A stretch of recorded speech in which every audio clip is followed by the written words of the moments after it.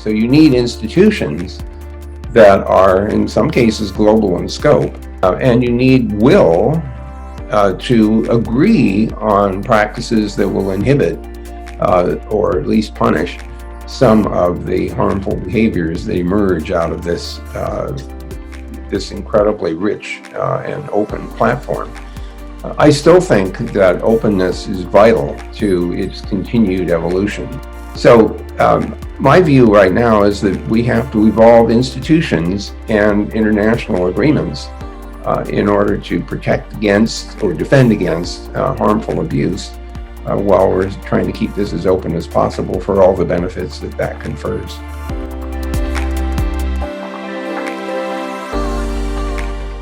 Let me just suggest that there are a number of institutions that have evolved out of the internet's origins, or even the ARPANET origins before internet. There are institutions that exist not because of the internet, but because of other need, Interpol being an example, or Europol being another. There's a global commission on the stability of cyberspace, which has been proposing norms of behavior that are applicable on a global scale. And their position is that if you don't yet have international agreements and treaties, you could at least have norms, which are not necessarily enforceable, but at least they point in the direction of what could be international agreements. So one of the first norm that they proposed was that we all agree not to destroy or interfere with the basic infrastructure of the internet. So it's public core. So don't attack the routers, don't attack the domain name system, don't go after the optical fiber networks. Leave those things alone. The same way we don't drop bombs on schools and hospitals.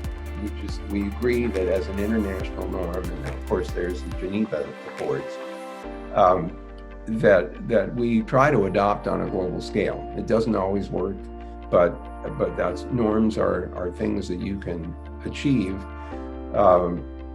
I would say, at least voluntarily. And at some point you may conclude, enough people may conclude, that a norm is so important that we should turn it into something enforceable where there are sanctions for violation.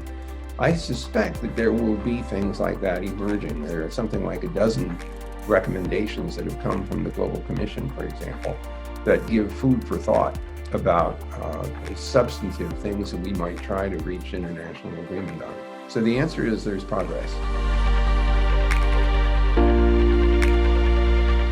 Anonymity has turned out to be a two-edged sword. It's important for people to be able to search the internet anonymously or to contribute to discussion anonymously, because if they identify themselves, they might be at risk. There are some parts of the world where expressing your views could be quite hazardous. On the other hand, anonymity confers a kind of a shield, and people can behave very badly because they think they're anonymous. So we actually need the full spectrum of identification, ranging from anonymity all the way up to strong authentication. And on that end of the axis, the strong authentication, the reason that's important is that there are some situations where you want to be assured that someone else can't pretend to be you and take actions in your name.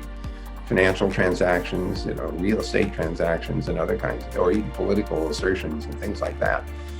When you have strong authentication available, you want that to protect yourself from being misrepresented, or for allowing yourself to do electronic or digital transactions in cyberspace, if you like, in such a way that's enforceable in a court of law. So if you and I have a contract and we digitally sign it, we use strong authentication to identify ourselves, that agreement needs to have meaning in a legal context, so that if one of us violates the terms of the contract, that's an enforceable commitment that you can raise in a court of law, and you'd want that to be true no matter what the legal jurisdiction is. So there are a number of mechanisms that we can put in place that will enable some of those properties to be achievable, among which is two-factor authentication and digital signatures using public key cryptography, which didn't emerge out of the possibilities until the mid 1970s, for example.